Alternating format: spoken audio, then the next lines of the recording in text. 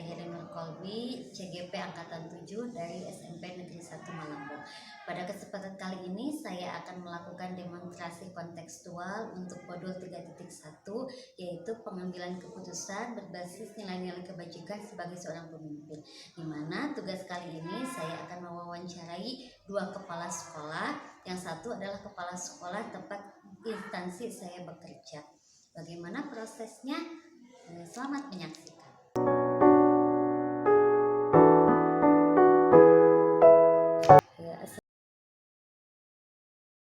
Selamat pagi Bapak. Sebelumnya saya ucapkan terima kasih atas kesediaan waktunya untuk duduk bersama-sama dengan guru penggerak dengan saya hari ini dalam kegiatan wawancara. Wawancara ini bertujuan untuk mengetahui bagaimana cara Bapak dalam pengambilan keputusan di lingkungan sekolah, terutama terkait dengan kasus-kasus atau permasalahan-permasalahan yang berkaitan dengan dilema etika atau bujukan moral. Wawancara ini adalah salah satu tugas saya sebagai calon guru penggerak dalam modul 3.1, yaitu pengambilan keputusan berdasarkan nilai-nilai kebajikan sebagai seorang pemimpin. Baik Bapak, selama ini bagaimana Bapak dapat mengidentifikasi kasus-kasus yang merupakan dilema etika atau bujukan moral? Selama ini memang Bapak selama kurang lebih kurun waktu 4 tahun berjalan menjadi kepala sekolah di dalam kasus penyelesaian masalah, terutama masalah yang berhubungan dengan lingkungan sekolah, itu yang paling menonjol adalah dilema etika. Di dalam keseharian ketika Bapak menjalankan tugas baik yang berada di lingkungan sekolah itu bersama guru, kemudian tenaga kependidikan dan juga anak-anak, itu yang paling menonjol Bapak mengidentifikasikan itu salah satunya adalah yang pertama tentang cara kedisiplinan, terus kemudian cara kesantunan baik guru maupun anak, kemudian cara sosial juga, sehingga Bapak mengidentifikasikan bahwa ini merupakan yang ada di lingkungan sekolah tersebut selama ini yang paling banyak itu adalah dilema etika. Kemudian bagaimana menjalankan pengambilan keputusan di sekolah, terutama untuk kasus-kasus di mana ada dua kepentingan yang sama-sama mengandung nilai kebajikan atau dua kepentingan ini sama-sama benar, Pak?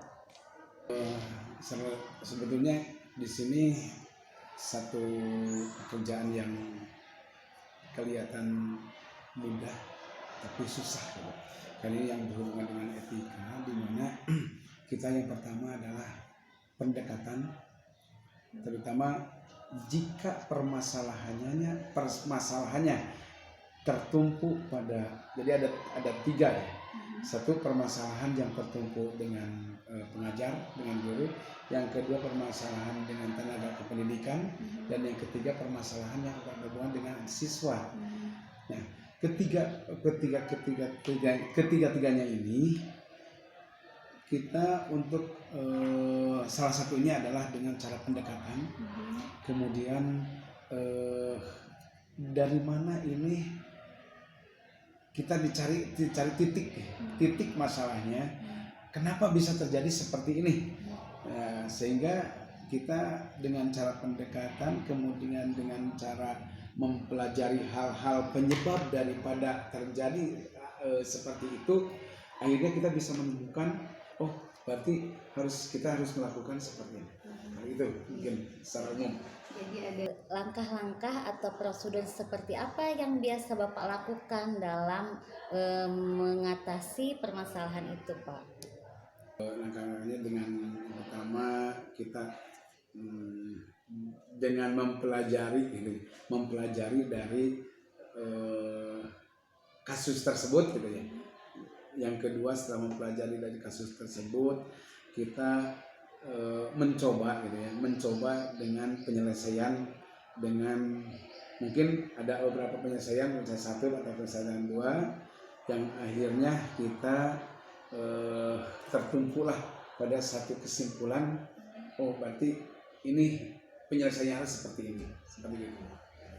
Hal-hal apa saja yang selama ini Bapak anggap efektif dalam pengambilan keputusan, terutama untuk kasus-kasus yang bersifat dilema etika? Sangat efektif. Kita setiap lembaga itu pasti ada aturan atau ada tata tertib. Artinya kita mengarahkan kepada seluruh sivitas akademika bahwa bahwa aturan-aturan sekolah ini baik anak tata tertib anak, untuk guru tata tertib, untuk wakasek, kita mengarahkan bahwa kita memiliki tata tertib atau aturan-aturan di lingkungan sekolah. Jadi mungkin hal-hal apa saja yang selama ini merupakan tantangan dalam pengambilan keputusan, terutama untuk kasus-kasus yang bersifat dilema etika? Tantangannya berangkat dari penentangan. Penentangan itu bisa saja dari rekan guru atau dari siswa, karena tidak setiap aturan itu sebuah siswa atau guru bisa setuju. Itu jadi permasalahan penentangan itu. Apakah Bapak memiliki jadwal tertentu dalam sebuah penyelesaian kasus dilema etika, ataukah terbiasa menyelesaikannya di tempat, atau terjadwal, dan bentuk prosedurnya itu seperti apa? Mengarahkan dan membuat sebuah keputusan, Bapak tidak gegabah. Artinya kita ketika Bapak ingin melakukan sesuatu itu dipelajari dulu, artinya tidak langsung diputuskan waktu itu juga, tapi digali, dianalisa, apakah saya pantas melakukan seperti ini. Tapi kadang-kadang ketika kita lupa atau hilang, bisa saja itu bisa di saat itu. Cuma yang paling Bapak rasakan itu lebih kita dikali dulu, dianalisa dulu, sehingga kita tidak salah langkah dalam mengambil keputusan. Kita lihat permasalahan seperti apa. Ketika permasalahan yang memerlukan penganalisaan, memerlukan pemikiran, artinya kita dan tidak emergensi sifatnya, berarti kita berjarak gitu. Tetapi ketika permasalahannya sangat emergensi, itu beda lagi. Mungkin kita lihat situasi dari titik permasalahan itu sendiri. Jadi ada permasalahan yang bisa diselesaikan dengan berjarak, ada juga yang permasalahan yang harus diselesaikan langsung di tempat itu. Tergantung situasi dan juga titik permasalahan itu. Apakah ada seseorang atau faktor-faktor yang selama ini mempermudah atau membantu Bapak, terutama dalam pengambilan keputusan terkait dengan kasus yang bersifat dilema etika? Seseorang yang bisa membantu di dalam memutuskan sesuatu permasalahan itu, bagi Bapak itu adalah orang-orang yang dekat dengan Bapak. Itu adalah mereka yang sangat efektif, sangat berpengaruh, sangat mendukung di dalam penyelesaian permasalahan. Seperti halnya kalau di sini, berarti orang-orang yang dekat itu para wakasek, para PKS. Nah itu beliau-beliau ini adalah orang yang sangat efektif dan sangat membantu banyak di dalam menyelesaikan beberapa keputusan di lingkungan sekolah. Jadi akhir mungkin Pak, dari semua hal yang tadi sudah Bapak sampaikan, kira-kira apa yang biasa Bapak petik dari pengalaman Bapak dalam mengambil keputusan, terutama untuk kasus-kasus yang bersifat dilema etika? Hal yang Bapak petik artinya dalam setiap lembaga, dalam setiap komunitas itu tidak selamanya selalu romantis, tidak selamanya selalu tapi itu pasti ada hal-hal yang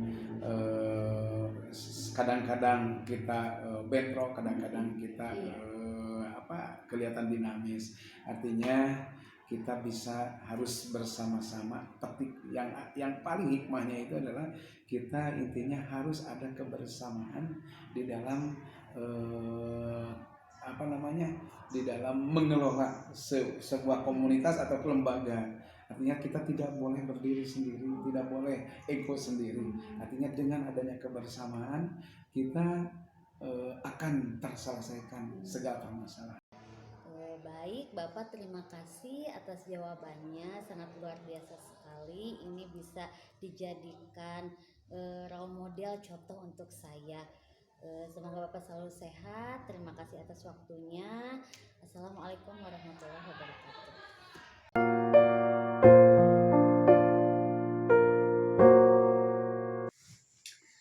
Assalamualaikum warahmatullahi wabarakatuh.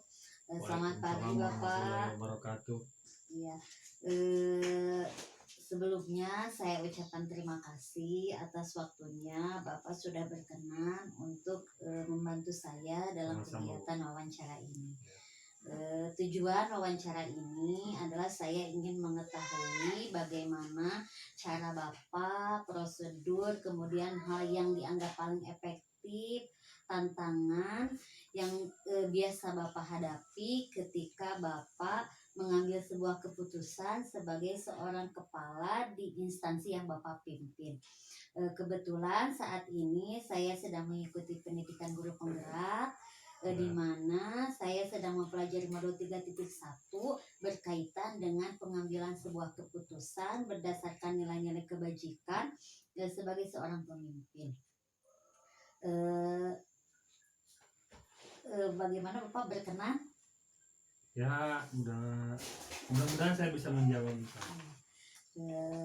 Baik Bapak, untuk pertanyaan pertama, selama ini bagaimana Bapak dapat mengidentifikasi kasus-kasus yang ada di sekolah, terutama yang merupakan kasus yang bersifat dilema etika atau bujukan moral? Ya, masalah-masalah yang berkaitan dengan dilema etika atau bujukan moral itu memang seringkali ada lah dalam setiap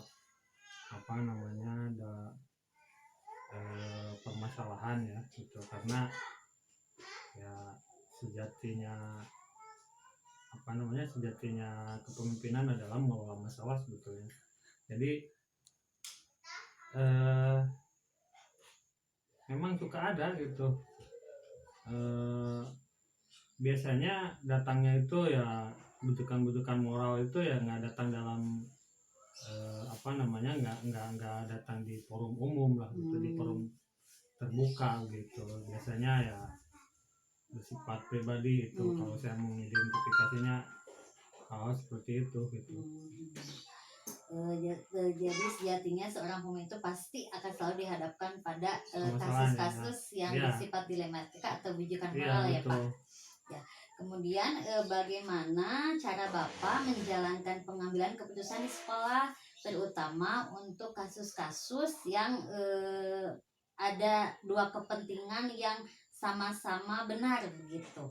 Apakah ada yang ditinggalkan salah satunya, atau dua-duanya ini harus tetap kita selesaikan seperti itu Pak? Ya, kalau memutuskan terhadap dua hal yang kira-kira benar itu saya mengembalikan ke kaidah usul fikih aja. Jadi mana yang lebih bermanfaat, nah jadi ditimbang manfaat dan mudaratnya, mana yang lebih membawa manfaat dan mana yang keputusan yang lebih besar berdampak mudaratnya gitu. Dan sebagaimana kaidah usul fikih, mendahulukan meninggalkan mudarat itu lebih utama daripada menarik manfaat. Walaupun kita melihat manfaat yang ada, tapi kalau mudaratnya lebih besar itu ditinggalkan. Jadi ditimbang aja mana yang lebih bermanfaat itu. Jadi kita lihat dulu bukitnya, kemudian kita identifikasi mana yang lebih bermanfaat, memberikan manfaat. Ya, kemudian langkah-langkah atau prosedur seperti apa yang biasa Bapak lakukan selama ini, terutama dalam pengambilan keputusan, Pak? Dalam pengambilan keputusan itu saya itu memang selalu terbuka, selalu di apa namanya dimusyawarahkan. Dalam mengambil keputusan pasti saya dimusyawarahkan. Namun ada kalanya, menemukan saya itu pendapat semua orang itu belum tentu benar. Ya, itu yang berat kadang-kadang. Jadi pendapat kebanyakan itu belum tentu itu yang memang benar. Menurut apa peraturan lah gitu, dikembalikan ke peraturan itu belum tentu benar. Itu yang beratnya. Kita itu harus betul-betul jeli nah itu ngambil keputusan gitu. Itu mungkin bisa merupakan tantangan ya Pak, tantangan betul. dalam pengambilan keputusan ketika pendapat orang itu tidak sesuai dengan tidak sejalan dengan peraturan yang ada mungkin ya. Saya harus memberikan pemahaman itu beratnya, itu harus memberikan pemahaman dulu begitu. Kemudian kira-kira hal apa yang dianggap paling efektif dalam pengambilan keputusan, terutama untuk kasus-kasus yang bersifat dilema etika mungkin? Saya biasanya langsung kepada orang-orang yang bersangkutan lah gitu. Biasanya saya kalau menyangkut hal itu langsung, jadi dikomunikasikan, tapi dimusyawarahkan. Kalau yang bisa dimusyawarahkan gitu ya. Tapi saya pasti langsung ke orangnya itu langsung dibicarakan, karena hal seperti dilema etis itu kadang-kadang ada sensitifnya gitu. Jadi saya harus langsung juga gitu. Di umum saya putuskan bahwa misalkan hal-hal seperti itu yang boleh, yang tidak boleh itu diberitahukan. Apakah Bapak memiliki jadwal tertentu dalam sebuah penyelesaian keputusan, ataukah biasanya menyelesaikan langsung di tempat, dan bentuk prosedurnya seperti apa Pak? Tidak, saya tidak punya jadwal yang baku untuk menyelesaikan permasalahan, tapi saya berusaha secepatnya menyelesaikan permasalahan tersebut. Dan lagi-lagi ada kalanya permasalahan itu tidak harus cepat diselesaikan gitu. Jadi perlu dikuling dulu gimana gitu, dibiarkan dulu, diputuskan kemudian gitu, biar ada seperti itu. Kemudian apakah ada seseorang atau faktor-faktor yang selama ini mempermudah dan membantu Bapak dalam pengambilan keputusan? Kalau seseorang mungkin iya, mungkin tidak ya. Artinya saya itu menggali apa yang seharusnya gitu. Saya mencari banyak referensi yang seharusnya. Ini saya pernah dihadapkan pada satu keputusan itu yang semua orang keputusannya itu menghakimi lah gitu. Tapi saya merasa kok ada yang salah gitu ya. Akhirnya saya mencari referensi sebanyak mungkin, peraturan, perundang-undangan, contoh kasus. Nah itu sangat membantu sekali bagi saya untuk memutuskan. Akhirnya diputuskan oleh saya, dan akhirnya keputusan itu saya ambil, saya komunikasikan, dan semua orang bisa menerimanya. Mencari dulu referensi untuk penguatan dalam pengambilan keputusan pijakan. Kadang-kadang saya kan nggak mau jadi menghakimi, membuat kebijakan terus salah gitu ya. Dari saya lebih dan membuat orang itu terdolimi lah gitu ya gitu. Terakhir Pak, dari semua hal yang tadi Bapak sampaikan, kira-kira apa pengalaman dan pembelajaran apa yang sering Bapak petik dalam pengambilan sebuah keputusan? Dalam keputusan itu memang satu ketegasan. Pakem saya itu kadang-kadang seperti ini ya. Akal itu tidak boleh terbohongi hati nurani. Bagi saya itu seperti itu. Jadi pikiran itu tidak boleh terbohongi hati nurani. Kadang-kadang kalau dengan hati nurani mah kasihan, padahal kita harus membuat ketegasan. Iya. Jadi intinya ketegasan, komunikasi, terus terbukaan, gitu. Baik Bapak, terima kasih atas jawaban-jawabannya, sangat luar biasa sekali. Banyak sekali hal yang dapat saya ambil. Awalnya saya berpikir sebuah keputusan itu harus diputuskan sesegera mungkin ya Pak. Tapi Ya. kemungkinan seperti yang tadi Bapak bilang, mungkin ada kalanya kita harus memikirkan dahulu, mengidentifikasi dahulu, mencari referensi-referensi untuk penguatan pengambilan keputusan. Saya ucapkan banyak terima kasih untuk waktunya. Semoga Bapak tetap sehat selalu. Sama-sama. Assalamualaikum Waalaikumsalam warahmatullahi warahmatullahi wabarakatuh. wabarakatuh. Semoga sukses ini. Amin.